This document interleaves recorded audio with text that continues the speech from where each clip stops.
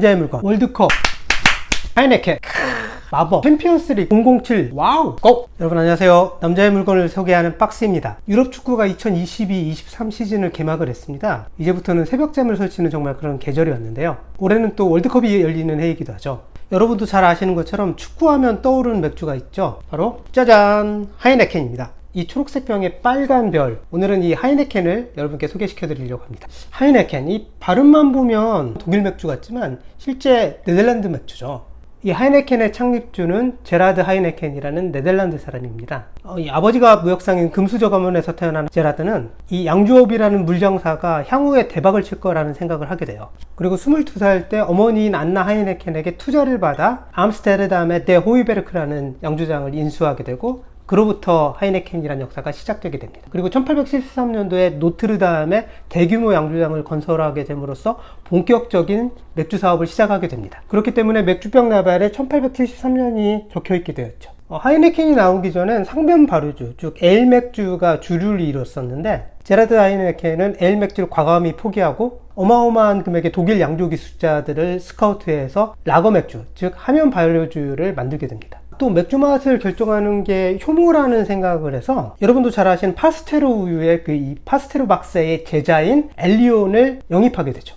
엘리온은 1886년도에 하이네켄 특유의 이 쌉쌀한 맛의 효모인 A 이스트를 개발하게 되고, 마치 우리나라의 시간장, 몇백 년 된 이런 시간장처럼 150년이 지난 이 효모를 아직까지도 하이네켄은 사용하고 있다고 합니다. 이 라벨의 하단에 보면 두 개의 메달이 있는데요. 이 두 개의 메달 중 하나는 1875년 국제해양 엑스포에서 그랑프리를 딴 것이고, 하나는 에펠탑이 세워진 것으로 유명하죠. 1889년도에 파리 만국박람회에서 그랑프리를 탄 것을 이렇게 자랑스럽게 넣어놨습니다. 이 수많은 맥주 중에서 이 하이네켄이 국제적인 명성을 얻은 이유는 과연 무엇일까요? 그 첫 번째 이유는 미국 시장과 글로벌 시장을 먼저 선점하고 씹어 먹었다는 것입니다. 이 설립자인 제라드 하이네켄의 아들인 헨리 하이네켄은 유럽뿐만 아니라 무조건 미국 시장을 잡아야 한다고 생각을 했어요. 그래서 1933년도 미국에서 금주법이 풀리기 시작하자마자 헨리 하이네켄은 이 하이네켄을 들고 미국 시장에 진출하고 시장을 선점하게 되는 것이죠. 또한 헨리 하이네켄은 이 하이네켄 병을 직접 자체 제작을 했는데, 미국뿐만이 아닌 인도네시아나 말레이시아에서도 이 공장을 세우게 되었죠. 그런데 이 병 자체를 생산하는 것이 왜 중요하냐? 여러분 잘 아실 거예요. 몇 년 전에 진로이즈백이 네트로로 해서 병을 새롭게 만들었죠. 그렇게 되면서 수십 년간 소주 시장을 장악했었던 참이슬이 진로이즈백에 위협받는 그런 시장 상황이 된 것이죠. 하이네켄은 이 세련된 디자인과 이 초록색 병으로, 이 초록색 병은 맛이 없어 보인다는 이런 고정관념을 깨고 미국 시장에서 프리미엄 맥주로 자리매김을 하게 됩니다. 맛있어 보이지 않나요? 이 두 번째 이유는 하이네켄만의 유니크한 광고와 마케팅이죠. 이 제라드 하이네켄의 손자, 그러니까 헨리 하이네켄의 아들인 알프레드 하이네켄은 마케팅에 탁월한 감각이 있었는데요. 예나 지금이나 미국 뉴욕은 광고 시장에서 가장 큰 시장이고 가장 진보한 시장입니다. 저도 광고를 만든 사람이라 언젠가는 꼭 뉴욕에 회사를 하나 만들고 싶은데요. 알프레드는 그런 미국 시장에서 광고와 마케팅을 공부하고 이 하이네켄을 더 많이 팔 수 있다고 생각을 했어요. 당시 대부분의 이 주류 회사들은 제품만 뛰어나면 됐지 광고가 왜 필요해? 이런 생각을 주로 가지고 있었습니다. 반면 알프레도는 자사의 마케팅 부서를 신설을 하고 공격적인 마케팅을 시작을 한 것이죠. 또한 알프레도 스스로도 마케팅에 굉장히 재능이 있다고 생각을 해서 자신은 맥주를 만약에 만들지 않았으면 광고를 만들었을 것이다 라고 본인 스스로가 이야기를 했어요. 그래서 그가 만든 하이네켄의 이 마케팅 슬로건은 하이네켄은 맥주를 팔지 않는다. 하이네켄은 즐거움을 판다. 죽이지 않습니까? 광고를 만드는 저도 정말 멋있는 슬로건이다 라고 생각을 하게 되는데요. 이렇게 함으로써 1950년대부터는 본격적으로 브랜드 아이덴티티를 대중들한테 이야기를 하게 됩니다.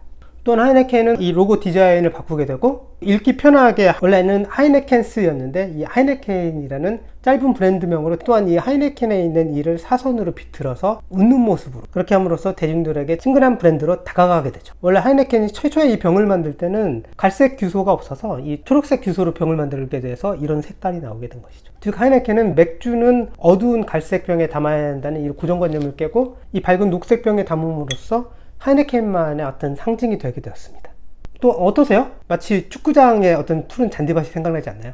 또한 이 하이네켄 하면 이 붉은 별을 빼놓을 수가 없는데요. 이 잭 다니엘의 넘버 7처럼 이 별에도 여러 가지 유래들, 여러 가지 설들이 많습니다. 그 첫 번째는 중세 유럽 양조장의 상징이었었다고 해요. 즉, 이 흑사병이라든지 여러 이런 질병에서 이 양조장을 보호해준다는 상징으로서 이 붉은 별을 사용했다고 합니다. 그리고 이 두 번째 가설은 이 별이 제후원소, 즉 대지, 물, 바람, 불, 그리고 이 네 가지의 요소를 합쳐줄 수 있는 마법의 상징으로 이 별을 사용했다고 합니다.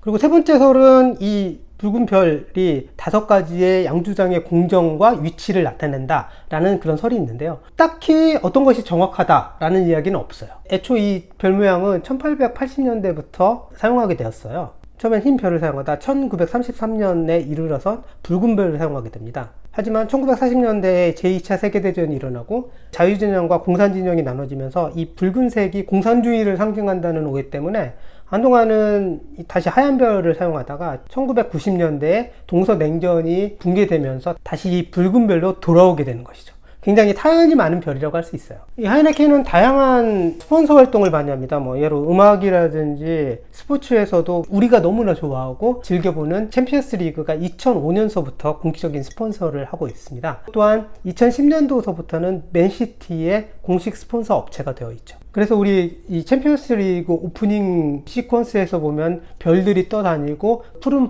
잔디밭에서 축구하는 모습이 마치 이 하이네켄이 연상되는 그런 씬이 아닌가 싶습니다. 전 세계 192개국에 수출이 되고 있고 맥주 생산량은 27.4억 리터.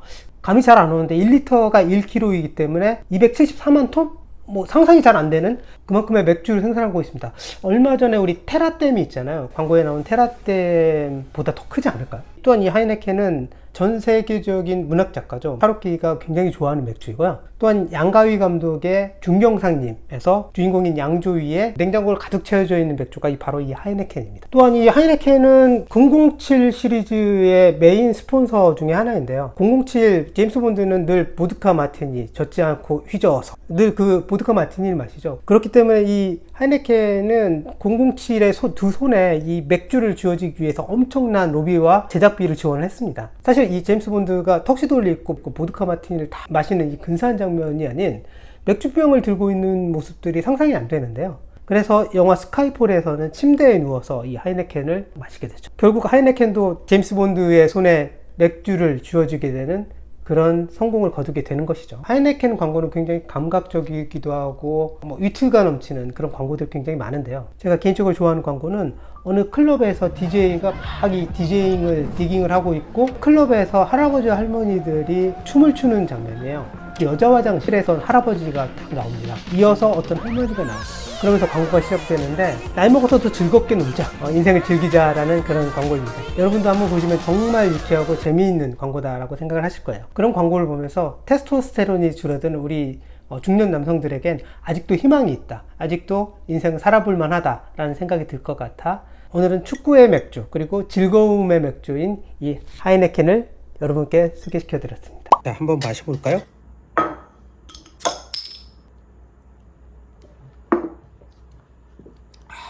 자, 그럼 남자의 물건의 크기를 한번 재볼까요?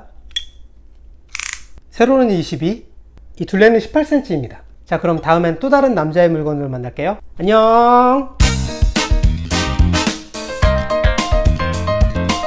축구 봐요! 대한민국!